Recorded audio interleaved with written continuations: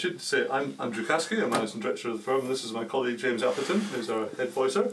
James looks after everything tonal that there is to do and makes sure that all the organs sound as they should, and is in charge of all the way that we make pipes and restore pipes. So James will lead us when we get through to the pipe section of the workshop. We'll take probably about an hour and a half to get around everything in the workshop. It takes quite a while with lots of questions. We have quite a number of jobs here in the workshop at the moment. The two main ones that you will see as you go round are St Mary's Portsea, which I'm sure is familiar to you all, certainly very familiar to Matt, and Radley College, which is a new organ that we're just about finished constructing for a school outside Oxford. Well, we have 22 staff, but everybody's here, which is very rarely, and we've been going since 1841. So that makes us I think, the second oldest and the second largest firm in the UK. Bishops have been going for slightly longer, and Harrisons are about 40 staff. So that's one of the larger firms. And for some reason, the trade seems to have shrunk a little bit faster than the market has, which means that the trade that there is swamped with work because there's still too much work for everybody. So we try our best to get through it all.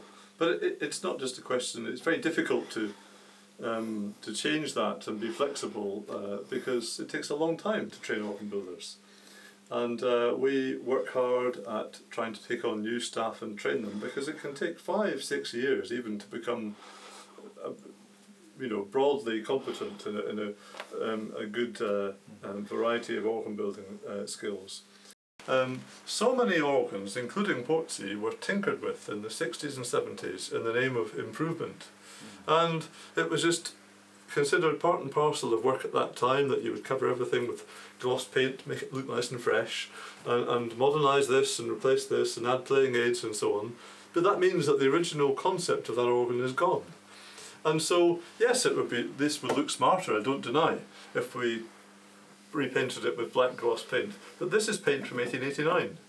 And once you cover it over, it's gone. And so this is the tension. So in historical restoration, which is what we're doing at Portsea, we preserve these things. Now, obviously, if something's falling apart, we repair it. It's not a way for an organ builder to do a job on the cheap. It's actually more difficult.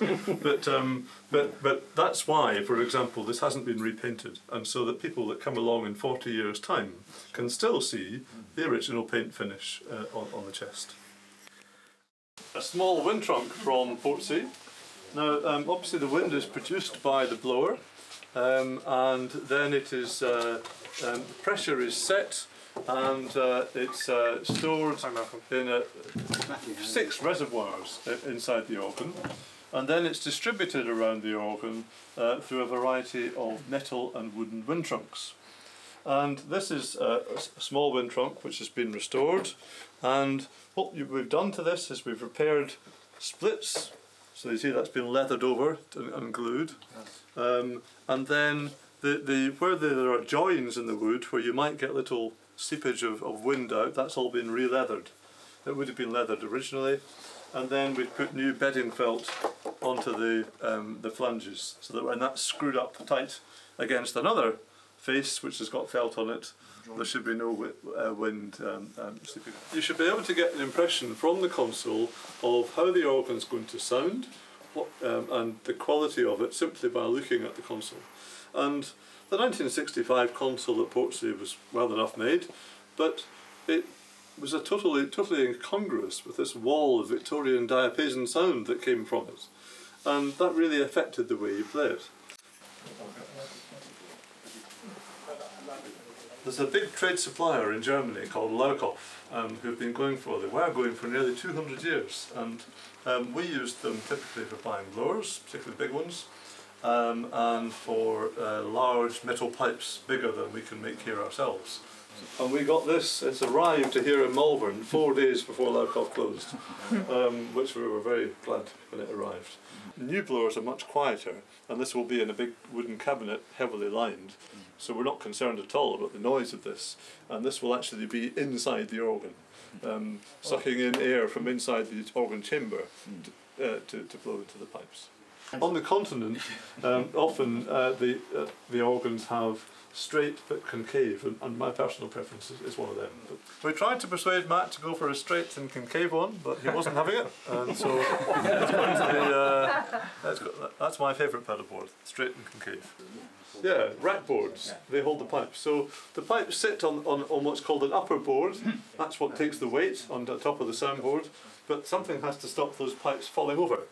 And so they sit in one of these racks. If you imagine this table was the top of the soundboard, this rack sits about here, and it just stops the pipes falling over, literally.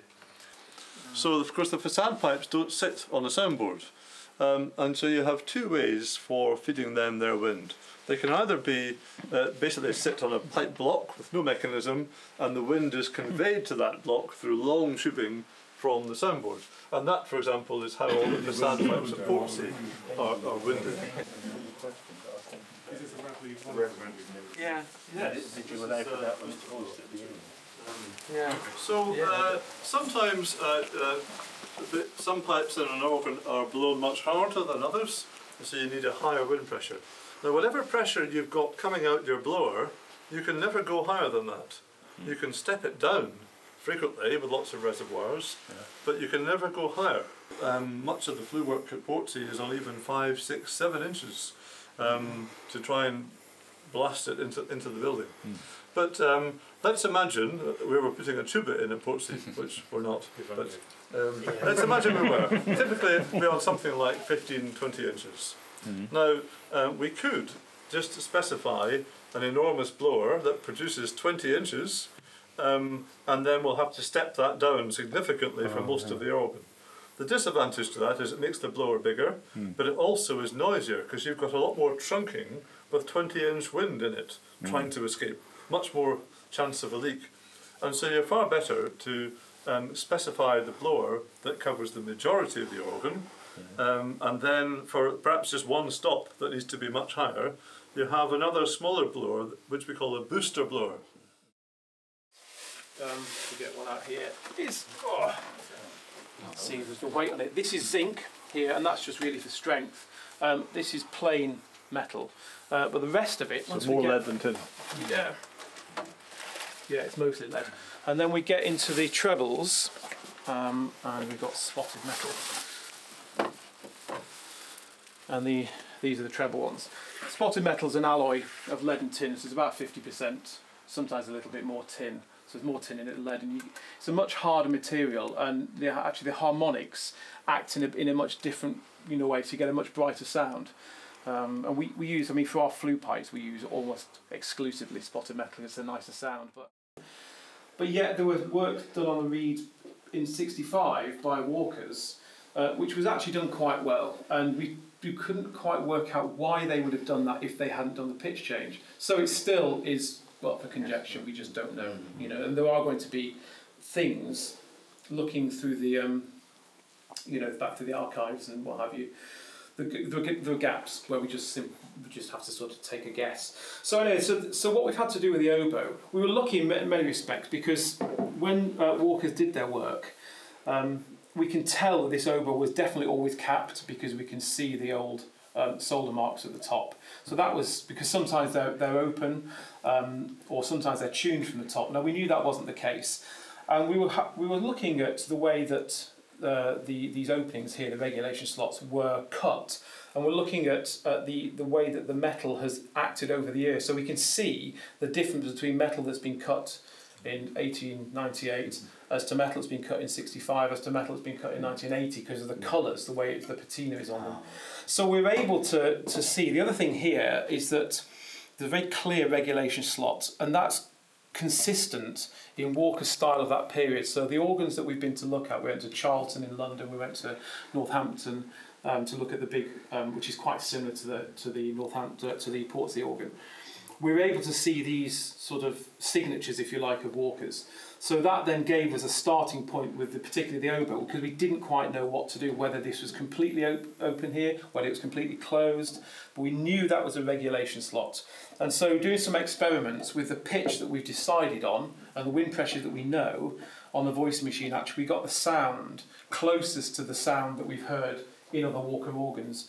And one of the things that we are charged to do, both by Portsmouth but also by the National Lottery, is to restore as best we can the original sounds of the Walker organ, because that's one of the things that we can definitely say.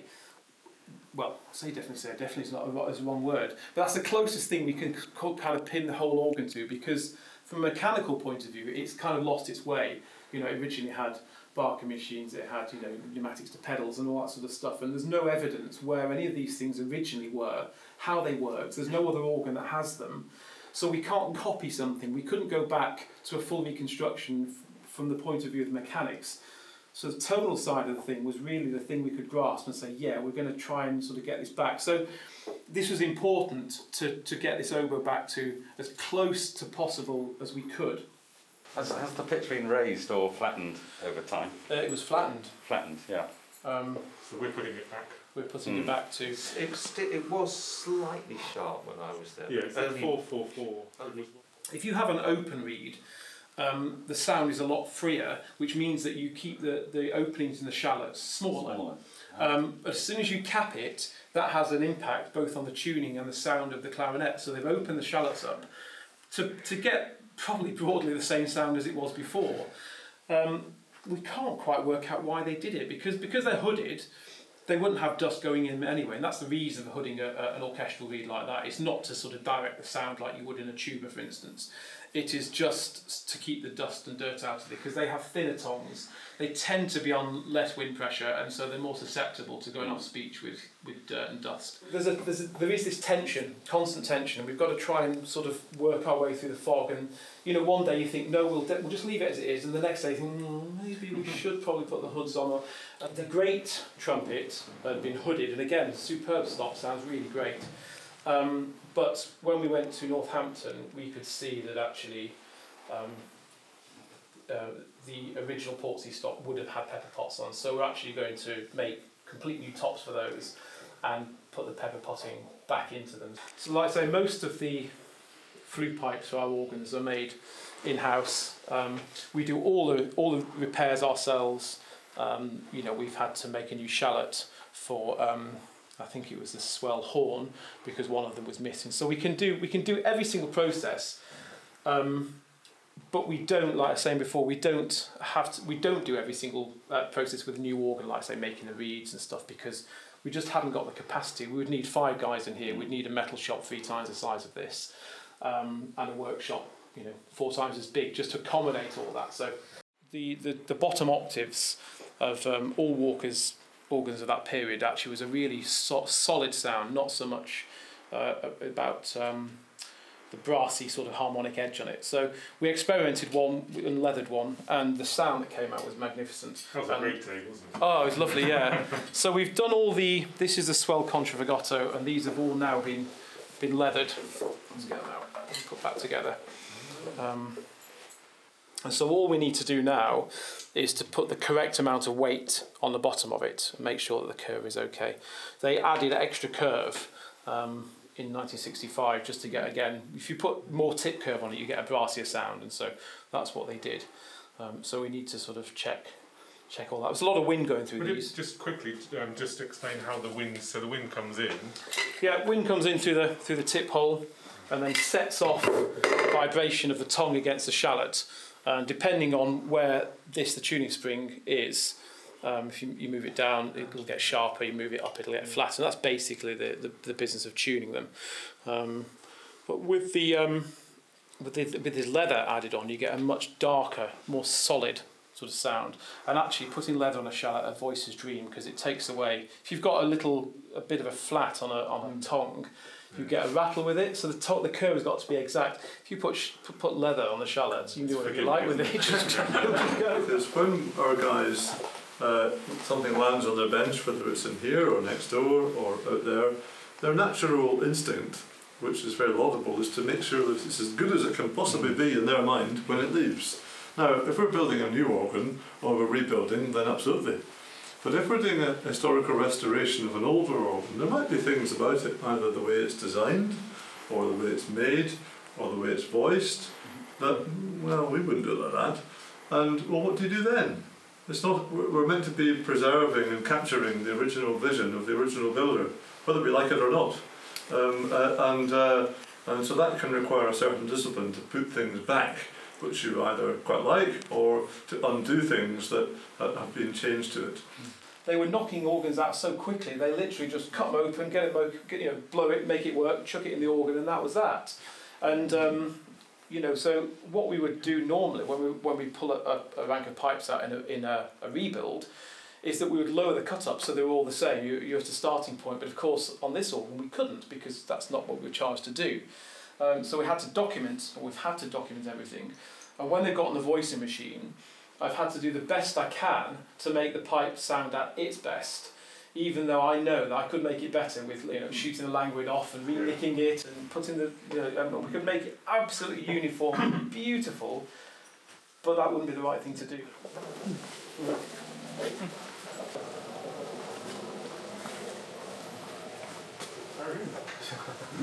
Wow. That's the Portsea pedal violon and great double diapason against the wall, and some of the facade pipes.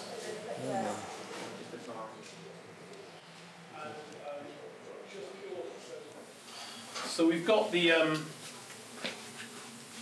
swell strings. There are actually 3 strings on the swell. There's a dulciana, and then there's an echo gamba, and a vox angelica. It's not angelica, is it? Vox angelica.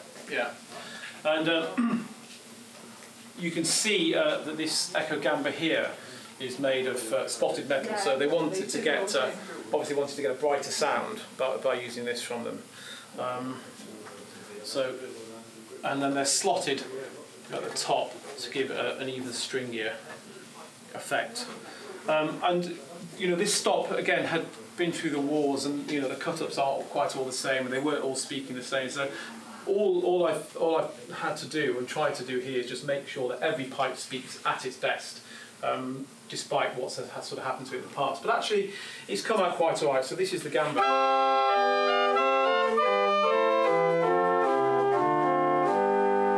It's quite a nice sort of pleasant sound. It's much better than it was when it sort of came on the machine. And then the angelica that sort of goes with it is.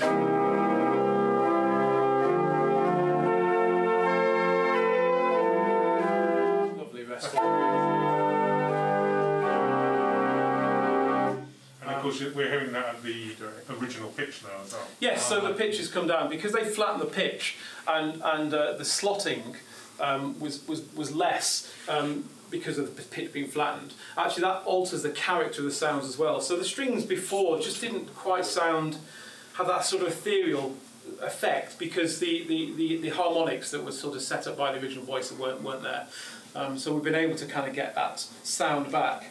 And then behind we've got the swell principal, although the swell soundboards, there are 2 of them. The rear soundboard is on 6 inches of wind, the front soundboard is on 5. So the swell principal, which is on the back here, that's starting to sound a little bit fluty because that's got an inch less wind up it than. But you can hear already it's quite a big sound. So when it's got that extra inch up it, it's terrifically exciting. But of course the swell organ in Portsea, right at the very, very back of the chamber, and you know how big that church is and how that chamber is so deep. And so to us in here, I mean, when I got the mixtures on, I mean, my ears were ringing by the time I sort of got through the end of it, because they're fierce. And there was part of me thinking, this can't be right. But actually, when you think of the church and the chamber and everything else and all the other big diapason work, actually they were right. So the thing is, you need to go into the building where the organ is and spend some time at the console listening to it. Also in the building, not just listening to organ music, but actually listening to the sound of the acoustic if people are walking around or talking or laughing or a choir singing. If it sounds right in here, it's kind of, it's going to be right in the church. You might have to alter the balance here and there, but actually, if you've got the building in your head all the time, whilst you're working on the pipes, again, like we say with those mixtures, I just thought, God, these are fierce. But actually, in the building, with everything else, it's going to sound fantastic. Find the rooms. It's not.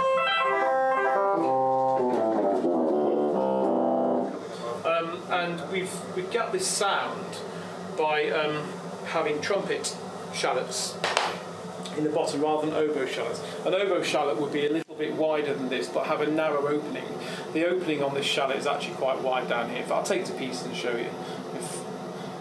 I'll curve a tongue. Let's say, oh no, that's broken. Right, so I'll do a new one. I'll show you. So I'll just measure that to make sure that it's not been put in there by mistake. It's exactly the same. Tiny bit thicker than that one, but I say it won't make much difference. And then what I'll do is I'll measure it up against the shallot. Get out. And you can see here I was talking about the opening. This is a trumpet shallot. An oboe shallot would be sort of open to about there, same like a clarinet. And I'll show you the Portsmouth clarinet ones over in a minute. And that what it gives you sort of it gives you kind of a brassy tone here, but because the resonator is capped and quite closed, you sort of control the sound here. So the vowel at the bottom is more of an ah vowel, but then we bring it in here with a cap. But what you end up with is a much more interesting sound, but doesn't dominate too much. It's not like some oboes can be quite sort of smooth and creamy, and if it was one for cathedrals, then that's probably what it would be. But actually, hautboy is much more interesting sound. So our oboes tend to be more like this than others. So I'm just going to measure this tongue up against and find out where it covers. So that's about there. So I'll cut that then to size. It's going to be about here. And we've got our tongue there. That's about right. So just give it a little clean up, and that'll take the burr off the edge of the reed. It will also make sure it's nice and clean. If you have any dirt or dust between the reed and the shallot, so this is flat at the moment, but that's nice and clean and ready to be curved. And so we start the process of curving it. So hold it down at the end and start sort of rubbing and it's got to be really smooth motions. If you don't get the curve right, you're going to end up with a note that rattles. So now I'll put the shallot back in, make sure that everything's straight. This is the other thing about reeds, is that the mechanics have all got to be in the right place. If everything's right, the chances are it'll sound right as well. And you put the wedge in. Little wooden wedge, and that really holds the tongue in place. I'll get this little tool here up against underneath of the tongue, put my thumb against it, and then I'll just curve it just ever so slightly. So you want some curve at the back. The front's okay. If you get the curve at the back properly, it will tune flat and sharp. And that to me looks okay. Like I say, if it looks right, 9 times out of 10 it is. That's part of the...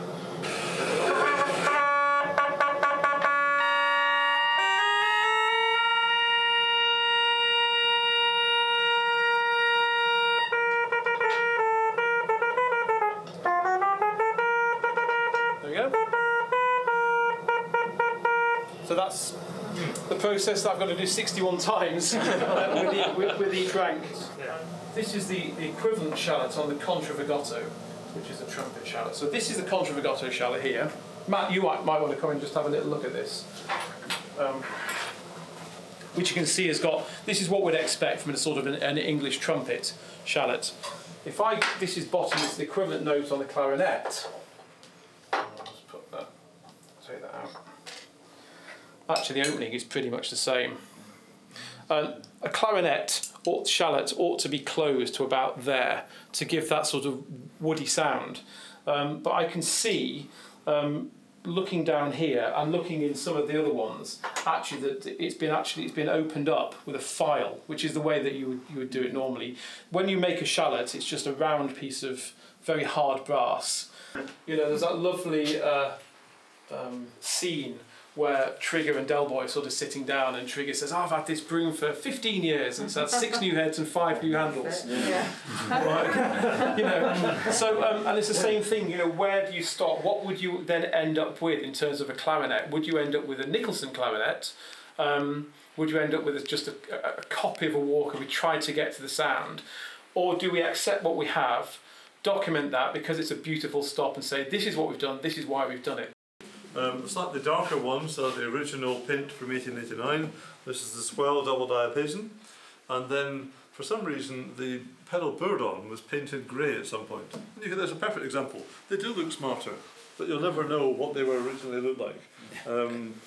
Anyway, wooden pipes, as their part of repair and restoration, we have to reline the stoppers. You see they've got new leather on them now, and they've been greased so that they're not loose, but they're not too tight either.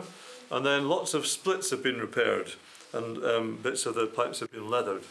So all the wooden pipes have come across. Ben's been doing these and making sure that they're in good physical condition, and they've got new leather on them, and only then do they go next door for James to make sure that they speak properly.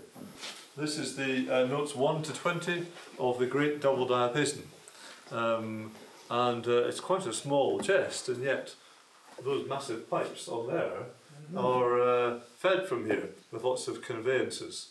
But the wind starts here. This is effectively a little soundboard, but doesn't have any sliders. And Ted has just started stripping this off, and you can see some of the pallets that have come out, and their leather and felt has been removed.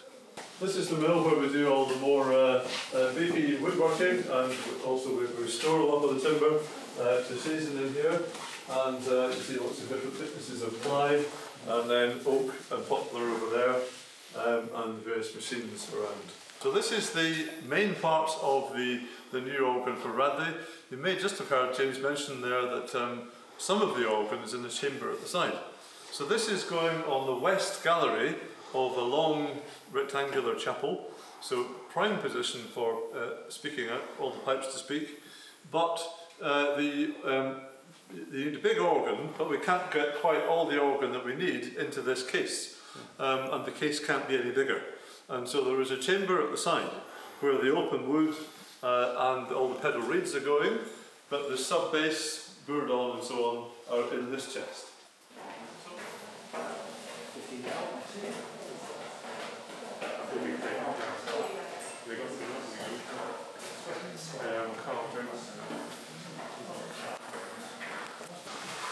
Some of you might spot the old Portsmouth console over there, which is here just to make sure that we build the new one to the right size and that we'll fit to the same aperture in the case. And most of what you can see here is all Portsmouth stuff. So you can see right in front of you the swell shutters, which have still to be refelted, and then you can see at the back the larger wooden pipes. But this is some of the larger ones here. But then there's also a wooden open wood at 16-foot pitch, so you have two sets of pipes that are this long, one with stoppers in and one that doesn't. So that's why there's so many of these huge wooden pipes.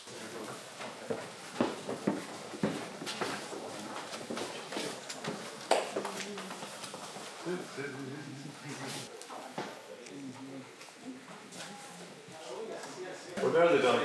Cup of tea time in a minute.